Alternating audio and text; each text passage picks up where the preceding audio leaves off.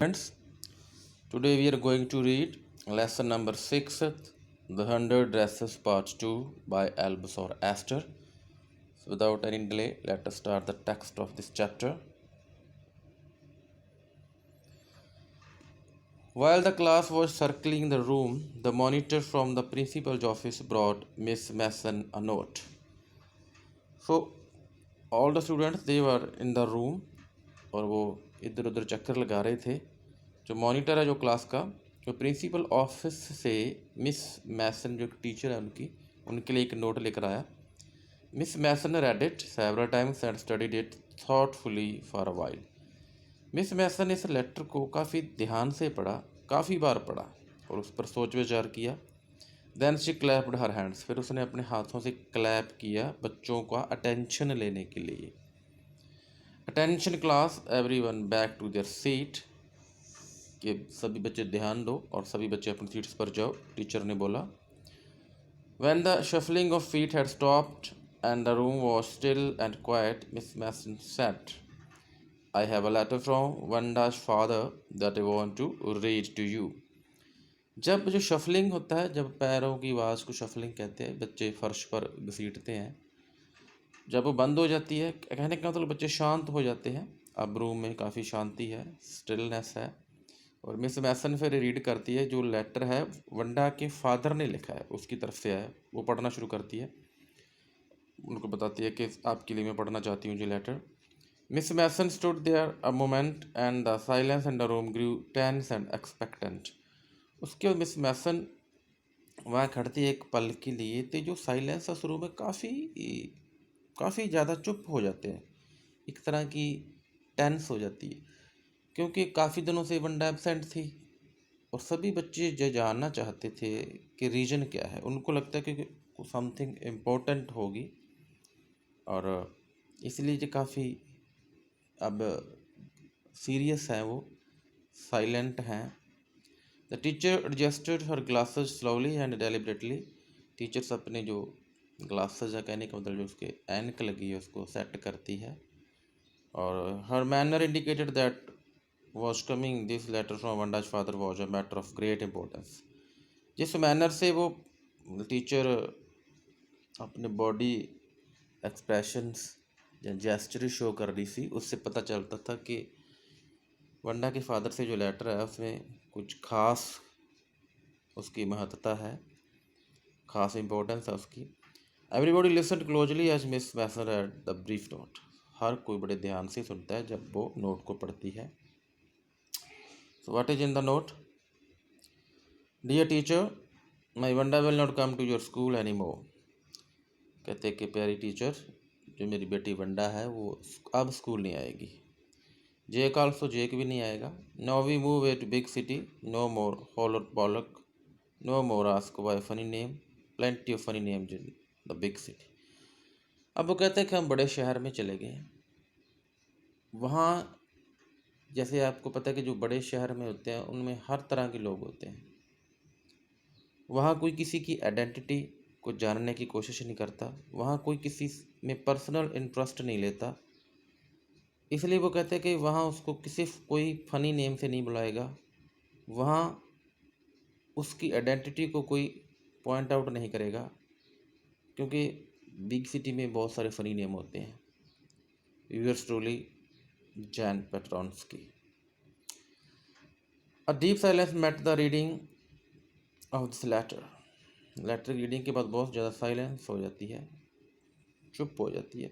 Miss Mason took off her glasses, blew on them and wipe them on her soft white handkerchief.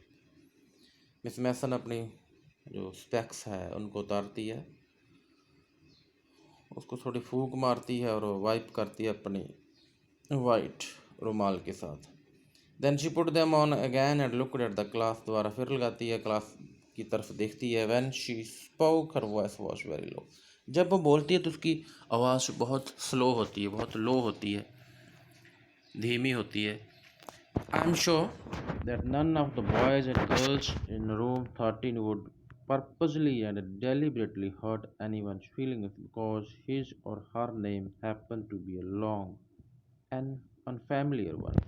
कहते मुझे यकीन है कोई भी लड़का या लड़की ने किसी उद्देश्य से या जानबूझकर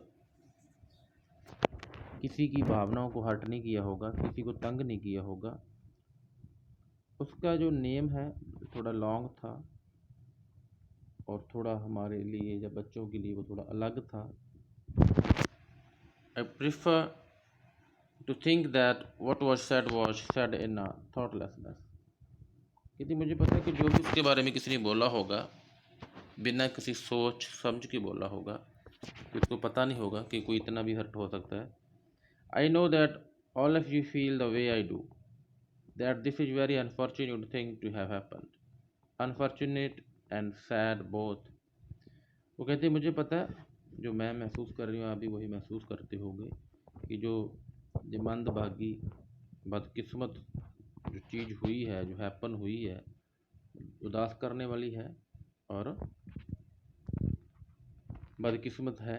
and I want you all to think about it. और मैं चाहती हूँ कि सारे बच्चे आप इसके बारे में सोचो, जो ये नहीं होना चाहिए था, ये गलत हुआ है। The first period was a study period. पहला पीरियड स्टडी का था।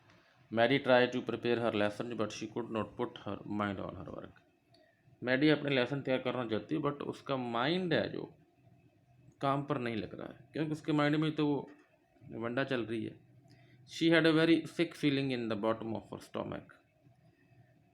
उसको एक ऐसी फीलिंग आ रही है कि अपने आप को वो गिल्टी से महसूस कर रही है, मिस भी कर रही है उसको, वंडा को। True, she had not enjoyed listening to Peggy ask Wanda how many dresses she had in her closet but she had said nothing. ये बात सही है कि जब भी पैगी वंडा को पूछती थी कि उसके पास कितनी ड्रेसेस हैं, तो मैडी ने कभी उसको एंजॉय नहीं किया था, बट वो चुप रहती थी, वो कुछ नहीं कहती थी। इसीलिए वो अपने आप को दोषी मानती है कि उसने पैगी को या बाकी गर्ल्स को रोका क्यों नहीं उस time. She had stood by silently and that was just as bad as what Peggy had done. वहाँ वो चुपचाप खड़ी रहती थी और पैगी है जो जो करती थी उसको टॉलरेट करती रहती थी, जो गलत कर रही थी उसके साथ। शी वॉज अ कॉवर्ड, वो डरपोक थी। कहते हैं ना कि जब कोई आदमी किसी के साथ मिसबिहेव करता है, एक्सप्लॉयट करता है और आपको पता है और आप चुप रहते हो, तो जो आपकी आत्मा है, आपकी साउल है, वो आपको भी डांटती है कि यार तेरे सामने गलत हो रहा था, तू क्यों नहीं उसको रोका। जब उस आदमी का नुकसान हो जाता तो फिर उस टाइम अपने आप को वो ऐसे बहुत सारे क्वेश्चन पूछता है अपने आप को, क्योंकि मैंने इसकी हेल्प क्यों नहीं की। ऐसा ही जो मैडी के साथ हो रहा है, वो अब अपने आप को डरपोक समझती है। At least Peggy hadn't considered they were being mean but she. Peggy तो नहीं सोचती थी ऐसा कुछ भी कि वो मीन है, बट वो सोचती थी इसमें उसने हेल्प क्यों नहीं की। Maddie had thought they were doing wrong. Maddie सोचती थी कि वो गलत कर रहे हैं। She could put herself in Wanda shoes. वो अपने आप को वंडा की साइड में खड़ी हो सकती थी, वंडा की हेल्प कर सकती थी। इसी बात का पछतावा है कि उसने वंडा की हेल्प नहीं की। Goodness, wasn't there anything she could do। अच्छाई वाली कोई भी चीज़ वो कर नहीं सकी। If only she could tell Wanda she hadn't mean to hurt her feelings. सिर्फ वो एक ही बात वंडा को ये बोल देती है, एक बार ही बोल देती है उसको कि उसकी ऐसी भावना नहीं है उसको तंग करने की, तो शायद आज उसको पछताना ना पड़ता।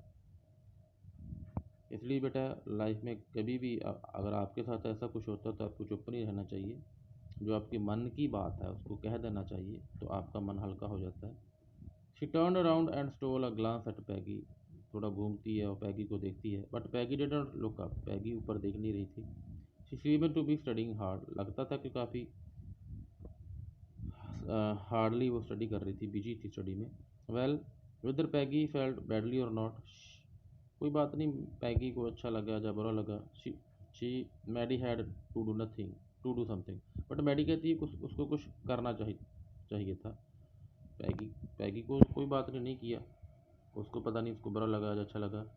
She had to find वंडा patrons की। उसको वंडा को उनको ढूंढना चाहिए था। May be she had not jet moved पे, हो सकता है अभी वो वहाँ से गई ना हो। May be Peggy would climb the Heights with her, हो सकता है कि पैगी भी उसके साथ उसको ढूंढने के लिए उस जगह पर जाए। And they would tell Wanda she had won the contest, और वहाँ जाकर वो वंडा को बोलेगी कि उसने कंटेस्ट जीता है। That they thought she was smart and the 100 dresses were beautiful, और वो ऐसा सोचती थी कि वो बहुत सुंदर है, जो वंडा है उसकी ड्रेसेस भी बहुत ब्यूटीफुल है। So these are her 4 oral comprehension check question, and students, you all these questions you will write on your notebook and same you will send to me। जो नेक्स्ट पार्ट है इस letter chapter का वो हम next videos में discuss करेंगे। Thank you and have a nice day.